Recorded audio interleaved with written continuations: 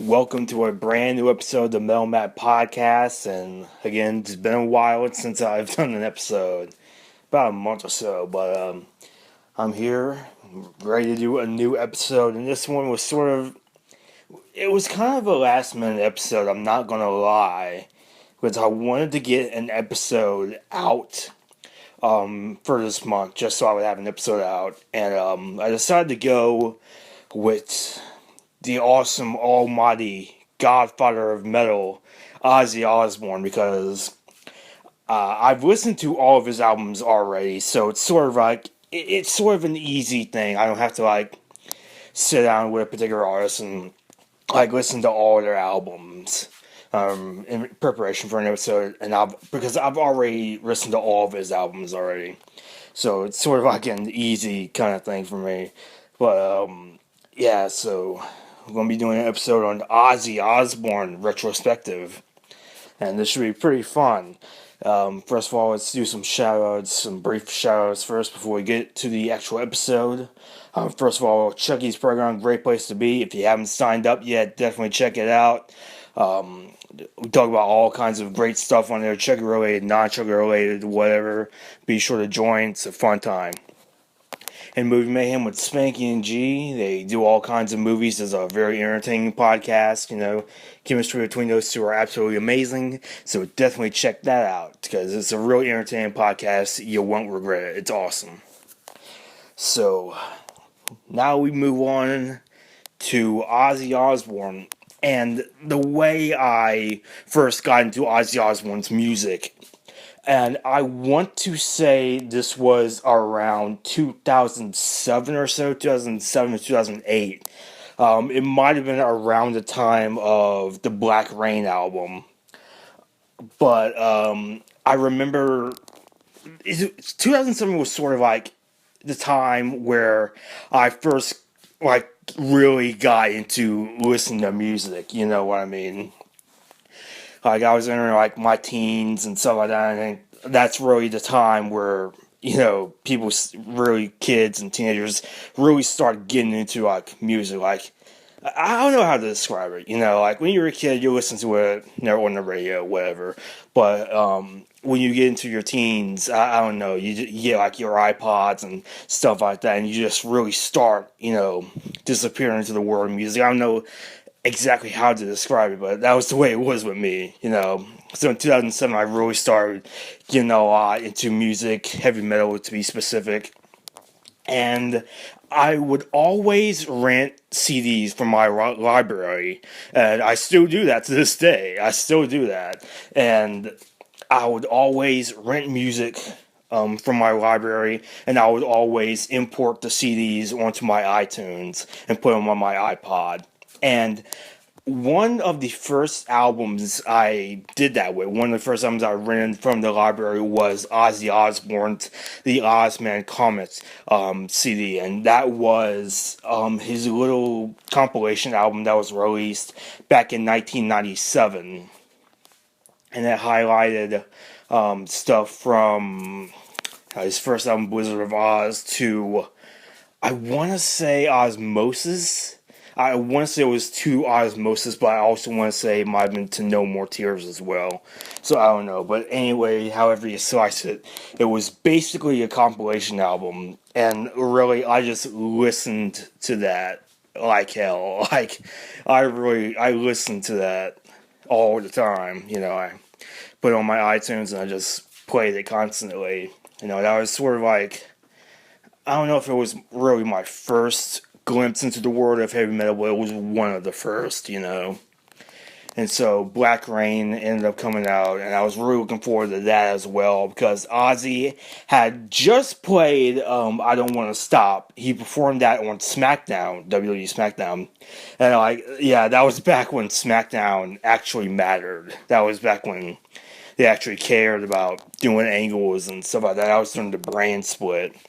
Nowadays they don't do that anymore, but at the time it was pretty cool to see Ozzy perform on SmackDown. But so yeah, that was really my first sort of introduction to Ozzy's music. And so let's go ahead and go through the albums one by one, starting with his debut album, Blizzard of Oz. And this was his debut solo album, and this was released roughly a year after he was fired from Black Sabbath. And it's funny because both Ozzy and Black Sabbath ended up putting albums out the same year, I believe. Because Ozzy put out Blizzard of Oz in 1980, and then Black Sabbath ended up releasing Heaven and Hell in 1980.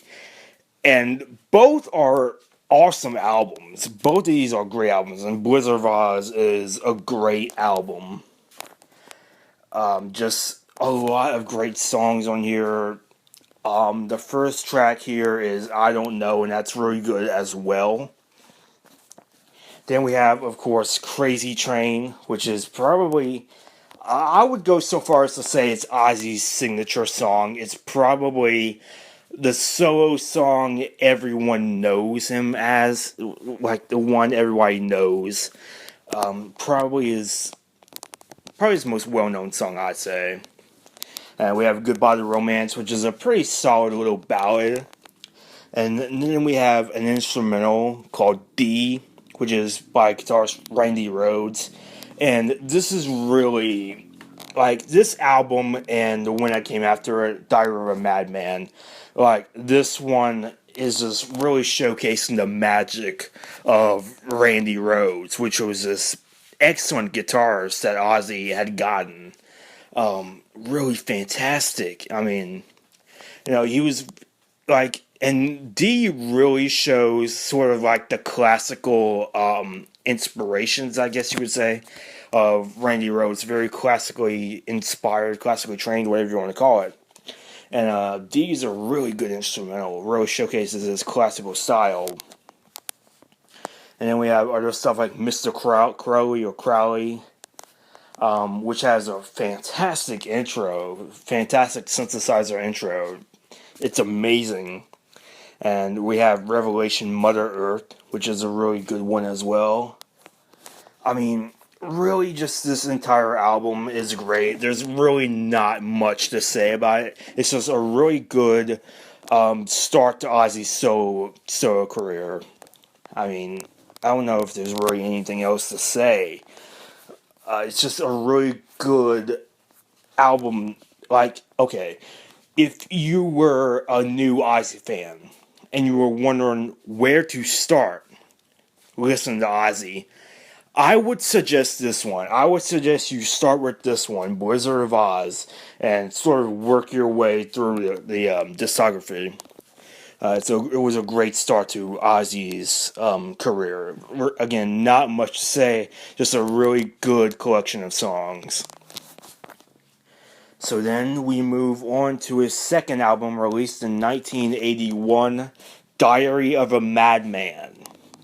And I want to say that this is probably, honestly, it might be my favorite album by Ozzy. I don't know, like, this one and another album we want to talk about later on, really, they're really sort of tied up in terms of my favorite, because this one's just really good.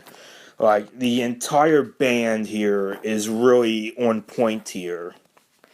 And, like, the entire band itself on the first album, they were pretty good as well, but I think this particular album is where it really, like, gels together. It's like they got all the pieces of the puzzle together, and it really fits here. And with this album, it definitely features more of that classical kind of playing that Randy Rhoads was sort of known for. And the drums on here is just awesome. They're just absolutely amazing. Lee Kerslake, I believe, of Uriah Heep played drums on this album, as well as the first album, Wizard of Oz. And he just kills it on this album. He would probably be the MVP of this album in some ways, because his drumming is just phenomenal on here. The first track, Over the Mountain, you get that amazing drum intro, and that really just sets the tone for the entire album. And we got Flying High again, which is really good as well. Believer, Little Dogs, which again, another fantastic drum intro, and SATO, which is really good, and the closing track, Diary of a Madman, the title track, which is really good as well. And again, Randy Rhoads kills it on this album. Again, like I said, the classical influences really starting to peep into, especially on this album. And they just seem to got everything right on this album. Just so good. I mean, again, nothing much to say here. I don't know, just really good. There's really not much to say again. I mean, just really awesome album. Probably my favorite Ozzy album, though it's sort of contested with a later album, as we'll get into later on as we go. But just a really good album. You know, just definitely check it out. Highly recommended. And so now we move on to his third album, and this was released in 1983, and this is Bark at the Moon. And this one was the first album to not feature Randy Rhoads. He had unfortunately been killed a year before in a plane crash. So this album features Jake Ely on guitar. And he does fine. I mean, you know, he's a pretty solid guitarist. He does some pretty cool work on here. I would dare say he's a bit underrated in terms of 80s guitarists go. But Randy Rhoads is sort of missed on here. And, you know, this album, you can tell that they're sort of still affected by the loss of Randy Rhoads. And I think the album sort of suffers as a result of it. Like, it's not a terrible album. You know, it's just not that memorable. I mean, with the exception of the title track, there really isn't anything worth listening to. I mean, it's really not a bad album, like I said. You know, it's solid at best, but at the same time, there really isn't too much memorable here. There's really only Bark at the Moon, and there's also the second track, You're No Different, which I do like as well. It's a bit synthesizer heavy, but I think it's a pretty solid song. But other than those two, I don't think the album is very memorable. It's sort of forgettable at best, you know. I don't know. I never really cared much for this album. But with that said, Bark at the Moon, definitely one of Ozzy's best songs. I mean, just absolutely great. The music video it's a little bit silly, kind of. I mean, it's an 80s music video. It's sort of a given there, but you know, like Bark at the Moon, it's okay at best. With the exception of the title track, I would probably just skip it as a whole. I mean, you're really not missing anything other than the title track, you know? So, then we move on to The Ultimate Sin, released in 1986.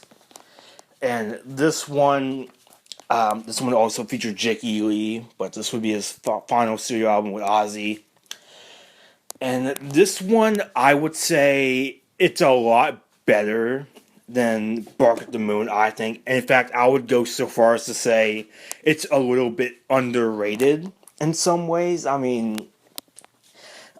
guess you could kind of skip this album again, but at the same time, there are some pretty good songs on here. Like, Shot at the Dark is pretty good as well, and The Ultimate Sin, the title track itself is pretty solid. Thank God for the Bomb, Killer of Giants, just a pretty solid album. I mean, nothing necessarily wrong with it. Once again, Jake Lee does a pretty solid job of guitar playing. It seems like on this album they were a bit more focused on here than Bark at the Moon. Again, it's nothing like spectacular. It's like, oh, listen to the Ultimate Sin. It's awesome. I wouldn't say it's anything like that.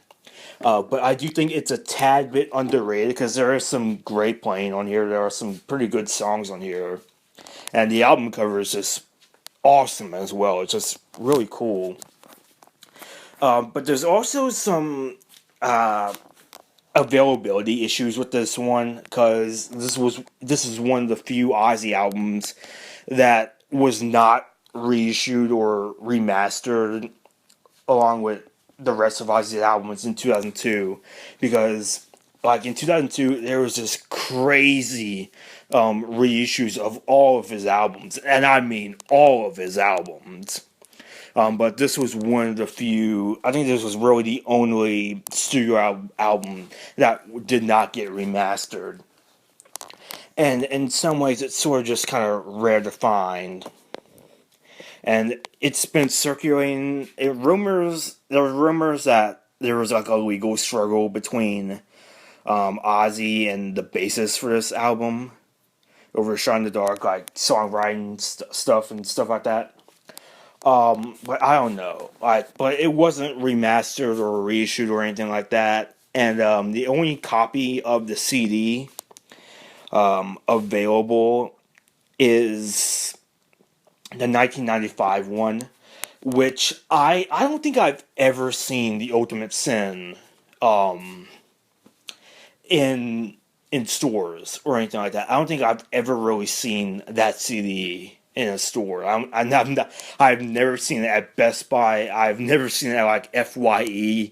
I don't know. I've never seen the CD of The Ultimate Sin, but it is available on iTunes. So, I think that might be the only way you could possibly get The Ultimate Sin is on iTunes, because I've never seen The Ultimate Sin CD in stores. So I don't know. That might be the only way you could get it is on iTunes. But with that said, I do think this is a pretty solid album. I think it's better than Bark at the Moon, honestly. I think it's a tad bit underrated. There's some really good songs on here. So I would say check this out, just out of curiosity, because I do think it's better than Bark at the Moon. It's not quite as good as the first two albums, which were kind of like the holy grail of Ozzy albums. But I do think this one, it's worth a listen. Especially if you're into like 80s heavy metal, glam metal, and all that kind of stuff. So then we move on to No Rest for the Wicked. And this was released in 1988. And this, I believe, was the first album to feature Zakk Wylde on guitar. And, Zakk Wylde would end up becoming like sort of a staple of Ozzy's sound as we go forward. Probably contested with Randy Rhoads on who was the best Ozzy guitarist. I would probably say Randy Rhoads, honestly, but Zakk Wylde is a very close second. I think he's a really good guitarist, and Black Label Society is a pretty good band. As far as the entire album here goes, again, much like Bark at the Moon, not really anything that special. I do think it's better than Bark at the Moon, and I would even say it's a bit on par with stuff like The Ultimate Sin. But again, there's not really any songs here that, if you would skip it, you'd be missing something. It's not really like that at all. I don't know, I was never too crazy about this album. But there are some good songs on here. Miracle Man is pretty good as well. Crazy Babies, Breaking All the Rules. And those are really like the only three tracks that I really care about on here. The rest are just sort of like meh kind of tracks, So this one, it's okay. It certainly isn't anything special. I would say it's better than Bark at the Moon, but it's slightly below The Ultimate Sin, I think. I don't know, but it's a solid album at best, but you really wouldn't be missing anything if you skip this one. So not much to say about this one. Just sort of like a really kind of meh album. So then we move on to what I would probably say is one of his best albums. Before, like, back when I was talking about Diary of a Madman, I mentioned that there was another album coming up that would be contested among myself as the best Ozzy album. And we reached it. And it's No More Tears. And I am so torn over whether this one or Diary of a Madman is his best album. I really don't know. This is a really good album. You know, after several meh or solid albums after this, this is really good. It's probably the first album since Diary of a Madman to truly be good, to truly be a good Ozzy album. Just has a lot of great songs on here. The first one, Mr. Tinker Train, really good as well. I Don't Want to Change the World. That's a good one as well.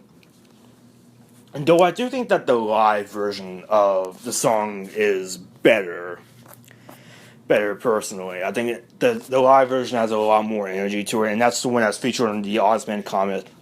And I believe that particular live version came from the live album Live and Loud, which was back in '93. Well, that's a really good one as well. And what I find pretty interesting is that several songs on here were co-written by Lemmy of Motorhead. And I find that pretty interesting. He co-wrote I Don't Want to Change the World, Mama, I'm Coming Home, Desire, Hellraiser, and that's it. So he co-wrote several good songs on here. I think he would end up co-writing some more songs on the next album, Osmosis. But yeah, this is a great album. I mean, like I said, the first Ozzy album since Diary of a Madman to really be good. Mama, I'm Coming Home, probably one of the best power ballads ever, I think. I don't think there's going to be really any argument there. That's a great power ballad. Desire is a really good album cut. You know, like I said in the past, I really admire songs that were not released as singles but are still good anyway, which is what I like to call deep album cuts. And that one's pretty good as well. No More Tears, which is a really good song. And we have Hellraiser, which was pretty good as well. And I know that Motorhead did a version themselves. I mean, Lemmy co-wrote it, so I think he had every right to. And that I know that it was the Motorhead, I believe, was in one of the Hellraiser movies. I want to say the third one. I'm not too sure, but I'm positive it was the third one. Zombie Stomp is pretty good as well. Road to Nowhere is good. So I mean, just a really good album. Like, you really can't get any better than this. I mean, I guess if you want to sort of start with Ozzy, you could very well start with this one as well. Like, either Blizzard of Oz or No More Tears would be a really good way to sort of start out on the Ozzy crazy train, if you will. Again, this one's just such a great album. Just so good. I mean, really not much to say. It's just a really good album, for the first time in pretty much a decade, Ozzy really made like a truly great album. And so after No More Tears, Ozzy was actually supposed to retire from music, but of course it ended up not being that way, and we ended up getting Osmosis in 1995. And a lot of people tend to sort of hate this album. Not a lot of people express a lot of fondness for this album. Personally, I don't think it's that bad. The production values aren't really that great, and that's really something that Ozzy's always had. Like, Ozzy has never really had the best production values in the world, but I do think that they sort of get the job done. and this one is really no exception. I don't think it's not really as bad as its reputation seems to get. I do think it's a solid album. It's not as good as No More Tears. I will say that. It's not as good as No More Tears. It's not as good as Diary of a Madman. It's not as good as any of that. But I will say it's close behind there. It's a lot better than his 80s Mad albums like Bark at the Moon or No Rest for the Wicked, you know. I do think this is a really good one. And what I find pretty interesting about this one is that on this album, Geezer Butler of Black Sabbath plays on here. He plays bass on this one. Which I think is pretty interesting because basically what we have here is sort of like a mini Black Sabbath reunion, basically. You know, like pretty much half of Black Sabbath is on this album, so that's pretty cool. And Lemmy co-wrote a couple of songs on here. I think he only co-wrote "See You on the Other Side," I think. And Steve Vai also co-wrote a song on here, and Steve Vai is one of my favorite guitarists of all time. So that's pretty cool as well. And there's a lot of good songs on here. Perry Mason is great that is a great song. I don't care what anybody says. That's a great song. It's a great way to start out Osmosis. And I Just Want You is good as well. Thunder Underground, I think, is one of the most underrated songs he's ever done. I really like that song. See You on the Other Side, again, a great power ballad. It almost sort of sounds like Mom, I'm Coming Home. Just a little bit. It's definitely a bit more up-tempo than that one. But just the way it's sort of structured, it sort of sounds like that way to me. It sort of sounds like a longer version of that one. I don't know. But I really like that one. I think that's really good. And I mean, so overall, I mean, I think this one it's a pretty solid album. I don't think it deserves the kind of hate that it gets. It's certainly not a perfect album. I wouldn't even call it a great album, you know. But I do think it's better than everyone says it is, and I think it's a solid enough album. So then we enter the 21st century with Ozzy, with Down to Earth, and this was released in 2001. And I'll just go ahead and say that I think this is probably Ozzy's weakest album. There really isn't much good here. I mean, I don't know, like, nothing about this album really kind of pops out. Nothing really stands out here.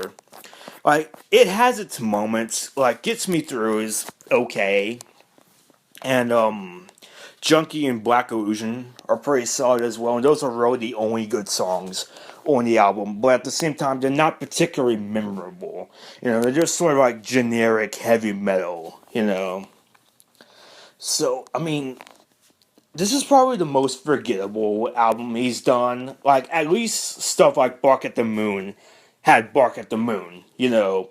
But this one really doesn't have any memorable songs. Nothing really stands out on this album. Just, I don't know, just something about this just isn't good. I mean, I don't know. It's probably his most forgettable album. Like I said, probably his weakest album. Not much to say here. Just forgettable. I would definitely skip it. And so, Ozzy sort of stopped making music for a bit.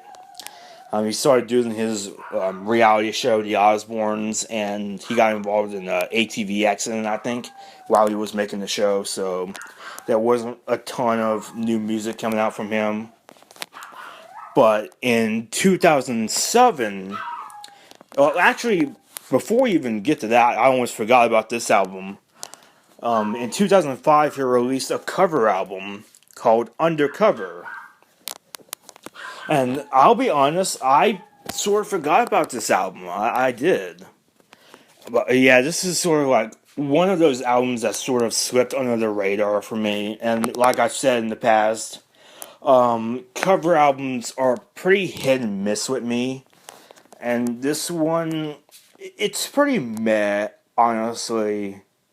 I mean, there are some good covers on here. Mississippi Queen, there's a good version of Mississippi Queen on here. 21st Century Schizoid Man is really good as well. And Sunshine of Your Love is pretty good as well. And he has a pretty good solid cover of Sympathy for the Devil as well. So there's definitely some good covers on here, but some of it is also sort of like meh as well. So I mean, I don't know. But I do think it's interesting because Jerry Cantrell of Alice in Chains plays guitars on here, which is pretty interesting.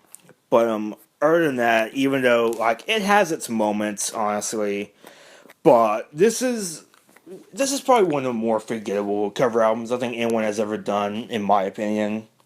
Just nothing too special about this one. So, I mean, I would definitely suggest checking out some of the tracks that I mentioned there, but for the most part, it's sort of a forgettable covers album.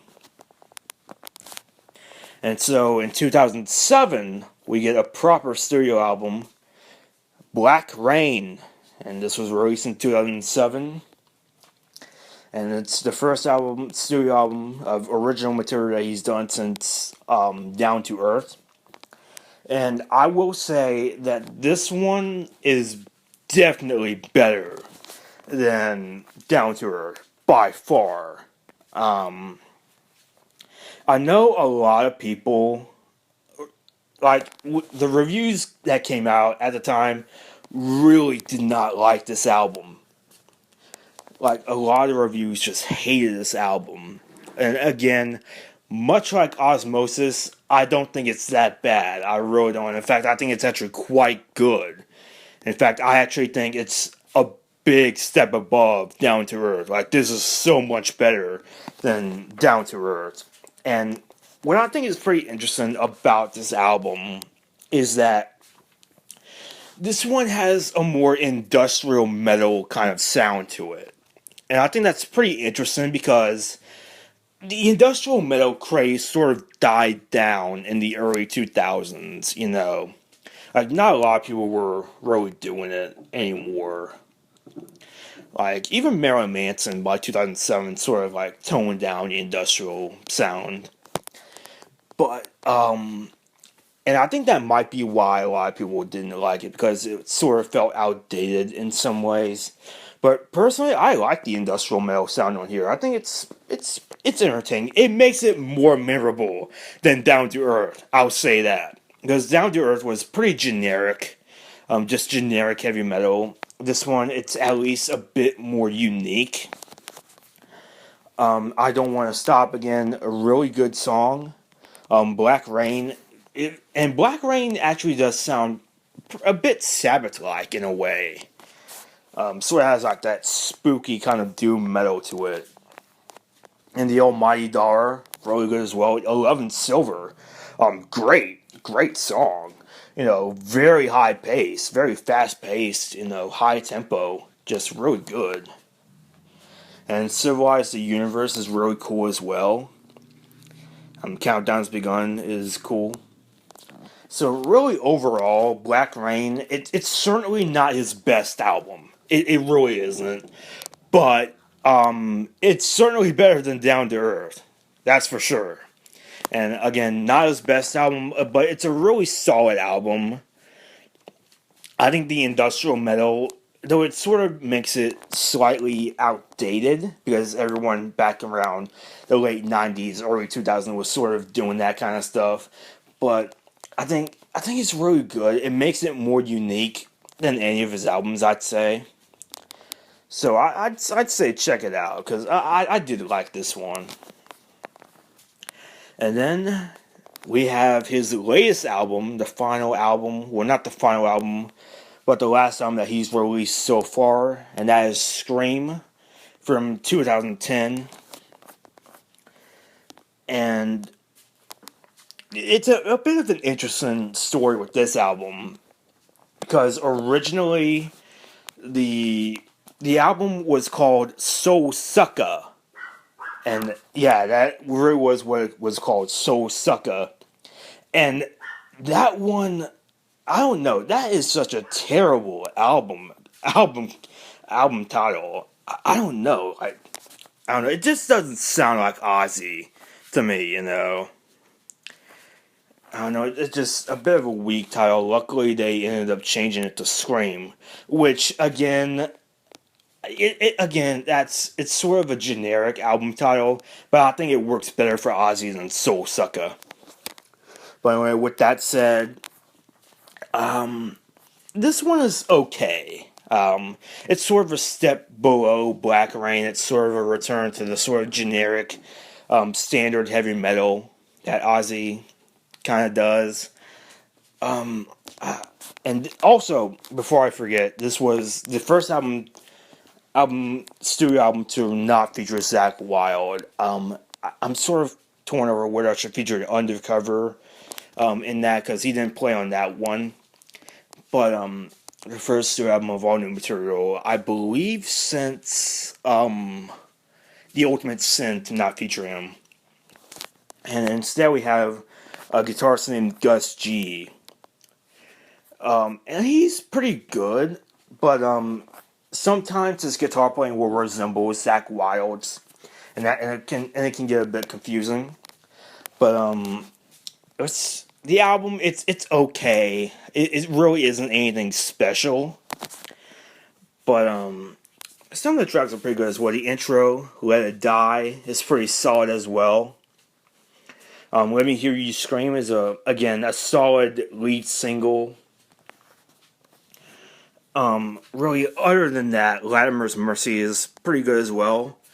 Other than that, it is sort of forgettable. I don't remember too much from this album. Just okay at best. I'd probably skip this one because it's really nothing worth mentioning, really. Other than the first two tracks and Latimer's Mercy, there's not too much special about this one. So that's really it for Ozzy, for the Ozzy retrospective. I'm not sure if he's going to end up releasing another studio album soon. Like, last year I thought he was going to release a studio album, because there was some hype on his website where we would have to try and like reveal the cover, but it ended up just being a compilation album, which was kind of disappointing. I mean, I do hope that Ozzy does at least one final studio album. But anyway, with that said, overall, as far as Ozzy's solo studio material goes, it's definitely a mixed bag. I mean, a lot of his albums are really just okay at best. You know, stuff like his mid-'80s work didn't exactly set the world on fire or anything like that. And even his new stuff, you know, again, sort of meh, but I think, but there is some good stuff to his solo work. You know, it's not always like meh albums, you know, because his first two albums, Wizard of Oz and Diary of a Madman, those are really good as well. I mean, two classic albums, you know, you can't go wrong with that. And No More Tears and Osmosis, I think, are really good as well. Black Rain, good. You know, so it's definitely a mixed bag when it comes to his solo albums. But I think the guy has done a bit more good albums than bad, I'd say. So I would definitely check out his first two albums for sure, as well as No More Tears. Like, those are the three albums I would definitely check out. I mean, it is sort of a mixed bag when it comes to Ozzy, but I like him. Like, he was one of the first guys to really get me interested in heavy metal, so I can't really fault him for that. So, yeah, I would say, I think Ozzy is a bit more of a singles guy than a, like, albums guy, you know what I mean? Like, I think his hit singles are a bit better than the rest of the songs on his albums. But overall, Ozzy is a legend. You know, you can't take that away from him. And I think he's made a bit more good albums than bad. So that's really it for this episode of the Madman Podcast. And I guess when I come back, I'm going to try and be a bit more active next month. Because it's December. I'm going to try and close out 2015 strong. I'm going to try and do at least 3 episodes next month. Now, I guess I can go ahead and tell you what those 3 episodes are going to be. The first one is going to be my top 10 albums of this year, as well as just a year in review for my YouTube channel and stuff like that. Then the second one will be a movie retrospective. And I think you might already know what this one is going to be. It's going to be a Star Wars retrospective. I'm going to be covering all 6 movies. So that should be pretty interesting as well. And the final one, the final episode, I think I might do a top 10 Christmas songs on Christmas Day. I don't know. Like, I'll think about it and I'll see. But right now, top 10 albums of 2015, Star Wars retrospective, and top 10 Christmas songs. So I think that will be the plan for next month. I'll sort of take it easy for the next couple of weeks, but for next month, I'm definitely going to try and be a bit more active than I was the past couple of months, you know. So that'll be it for this episode of the Madman Podcast. Thank you for listening, and I will see you all next time.